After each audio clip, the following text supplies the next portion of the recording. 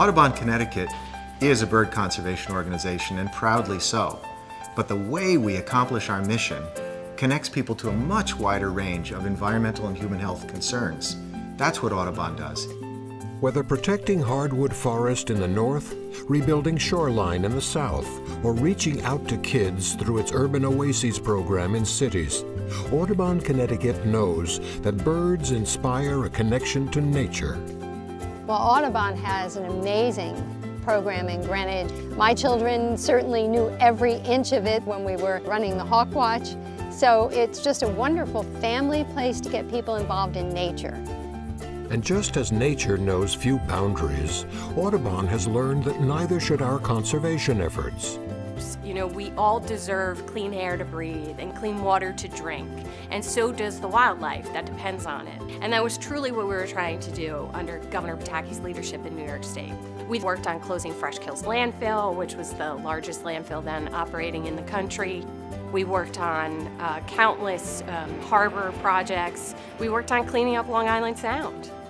We worked with all of the stakeholders. We were never interested in political affiliation, and it really proved that conservation has no party.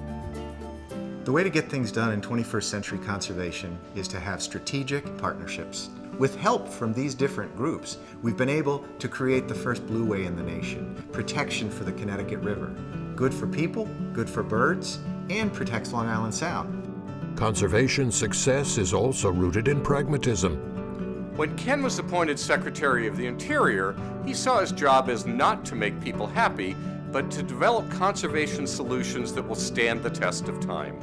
He's lived up to that ideal by creating 10 new national parks, 5 new national monuments, and 10 new national wildlife refuges.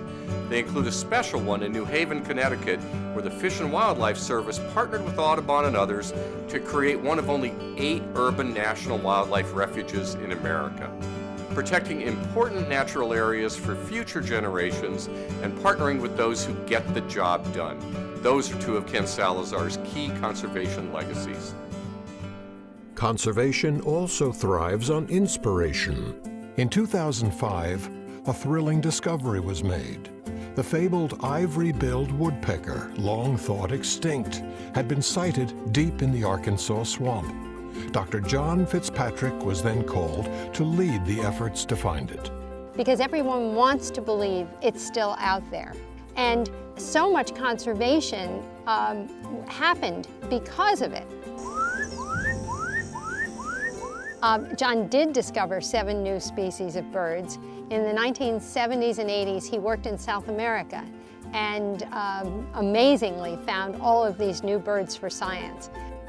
And in addition to that, we have 300,000 people that do citizen science in our programs. Programs like eBird and Feeder Watch.